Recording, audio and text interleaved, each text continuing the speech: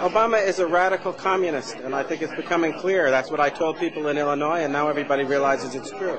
He is going to destroy this country, and we're either going to stop him, or the United States of America is going to cease to exist. Is there any...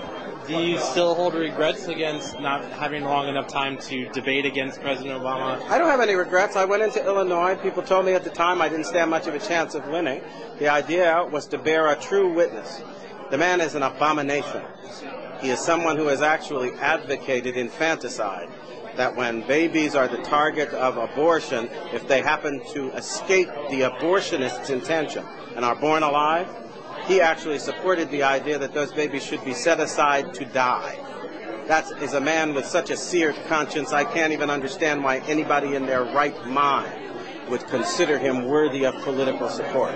That's a violation of conscience that is inconceivable. And even some of the most hardline pro-abortion people in America rejected that abomination, and he did not. So what does tonight mean when President Obama is President of the United States? How does he? Tonight play a role? That's another question. Is he President of the United States? According to the Constitution, in order to be eligible for president, you have to be a natural-born citizen. He has refused to provide proof that he is, in fact, a natural-born citizen. And his Kenyan relations say that he was born in Nairobi at a time when his mother was too young to transmit U.S. citizenship. So I'm not even sure he's President of the United States. No, that's not a laughing matter. Neither are many of our military people now who are going to court to ask the question, do we have to obey a man who is not qualified under the Constitution? We're in the midst of the greatest crisis this nation has ever seen.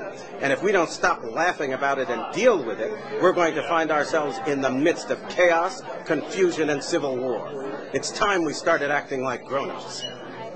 How could the policy that President Obama makes in the next couple of years affect activities like tonight? I'm sorry, the person you call President Obama, and I frankly refuse to call him that. Right. At the moment, he is somebody who is kind of an alleged usurper, who is alleged to be someone who is occupying that office without constitutional warrant to do so.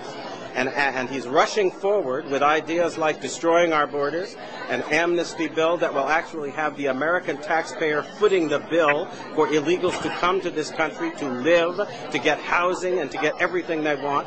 He is also somebody who has just announced a program that would essentially destroy the validity of existing mortgages and encourage everybody in the country to stop paying their mortgage because the government is going to pay it instead. This is insanity. It's as if we have put insane children and adolescents in charge of our government. And I think we need to ask simple questions.